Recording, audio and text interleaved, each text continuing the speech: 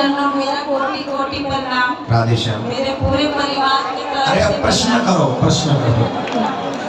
मेरा प्रश्न ये था महाराज जी कि मैं साईं बाबा की बहुत बड़ी भक्त हूँ, लेकिन मैं ठाकुर जी की भी पूजा करती हूँ और शिवलिंग पे जल भी चढ़ाती हूँ प्रत्येक सोमवार को और सभी देवी देवताओं की पूजा करती हूँ। पर अभी आजकल साईं बाबा का बहुत विरोध हुआ था, वो हिंदू थे या मुस्लिम, क्या हमारे लिए साईं बाबा का पूजा करना वो सही है या गलत है? आप इसके बारे में हमको समझाएं।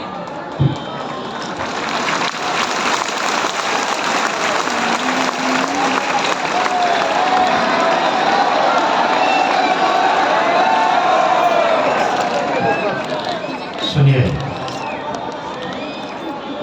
देखिए, आप एक धर्माचार्य से ही प्रश्न कर रही हैं, धर्माचार्य से ही प्रश्न कर रही हैं, एक कथाकार से ही प्रश्न कर रही हैं। अब बताइए, मिला जुला दूं कि क्लियर दूं? नहीं, क्योंकि इसके बारे में हमें पीछे नहीं जाना था, बहुत सारे न्यूज़ देखे पर थोड़ा समझ में नहीं आया। साईं बाबा हम हिंदुओं की एक ही प्रॉब्लम है, हम किसी भी देवी देवता को इसलिए नहीं पूछते कि वो देवता है कि वो देवी है कि क्या है, हम इसलिए पूछते हैं कि हमें उससे कुछ चाहिए।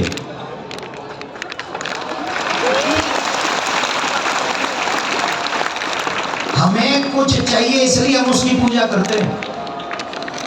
अब बताइए, चलो साईं बाबा के विषय में तो ये कहते हैं कि वो मुस्लिम था कि वो हिंदू था, व्हाटएवर जो भी बातें होती हों, पीर का तो स्पष्ट पता है ना वो मुसलमान है, फिर वहां चादर हिंदू क्यों चढ़ाता जाके?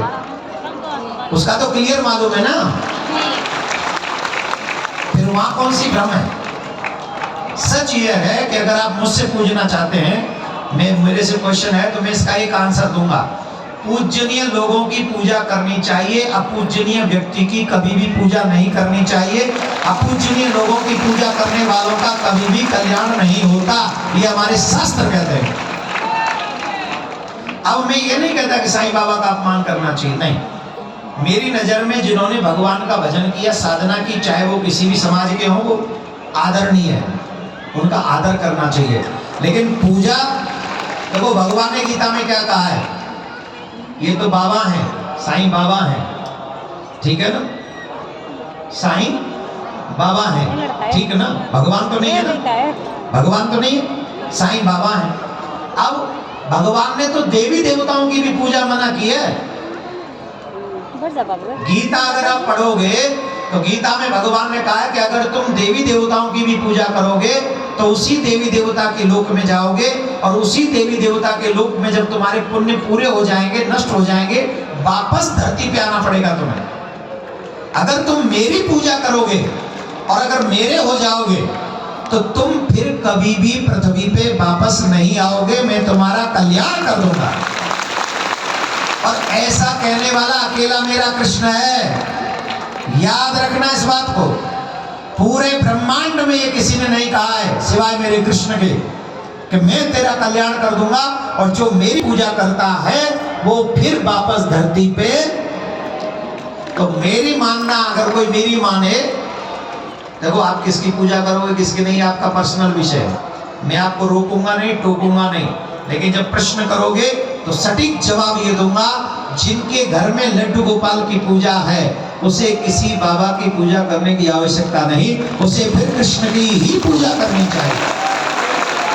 कृष्ण की पूजा में सबकी पूजा हो जाएगी, सबकी पूजा हो जाएगी।